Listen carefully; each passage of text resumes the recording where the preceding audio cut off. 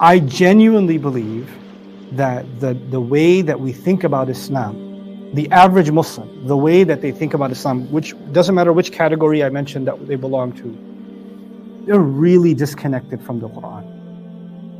They're really, they're just the words of Allah, the counseling in it, the wisdom in it, the thought process in it, we're disconnected from it.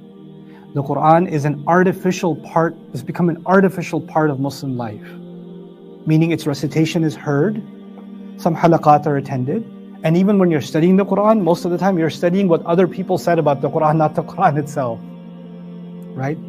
But the way that we're supposed to, our heart and our mind is supposed to engage Allah's book, it's not happening the way it should have been. I used to feel like that when I first studied the Quran. I was like, I was born a Muslim. How come I didn't know this stuff until I was 20 years old, 19 years old? How come I had no idea this stuff is in this book? And now, after 23, 24 years of study, I'm reading the book again. I'm like, how come I didn't see this for 20 years? How come I didn't see the empathy Allah shows? I didn't see the mercy Allah shows. I didn't see the wisdom Allah shows. About the same ayat I've said, so many times, and I didn't see it.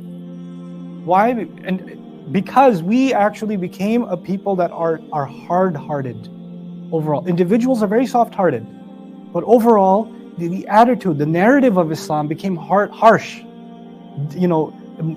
I would even argue merciless. And that needs to change. The Quran needs to be brought back. The Quran's analogy in the Quran itself, it describes itself by way of analogies, right? One of the analogies Allah gives for the Quran is that it's like the rain. That brings the soil back to life. What does the rain do to the soil? It makes it soft first. And it puts life into it, right? And then it gradually allows the seed to grow. It allows it to take its time, to have a process, right? So if we're going to bring the Quran back, we're going to give an individual time to grow, time to nurture. We're going to deal with them gently. We're not going to, somebody will come to me and say that they have a drug problem or they have an alcohol problem. My job isn't to just tell them it's haram. My job is to help them get out.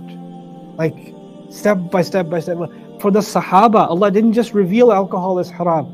He revealed step by step, like years before Allah said it's haram. Years. And at the end of it, He said, it's from the work of the devil. At the end. He could have said that in the beginning.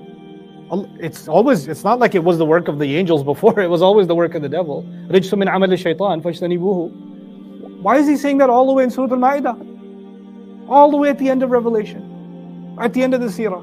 Why not early on? Because even though those people are ready to go fight on the battlefield, they're ready to get killed for the sake of Islam, but some of them can't handle letting go of this darkness. Just because you're brave enough to even sacrifice your life doesn't mean you're strong enough to overcome that addiction. You see how nuanced and beautiful our religion is? So beautiful. But we lost that.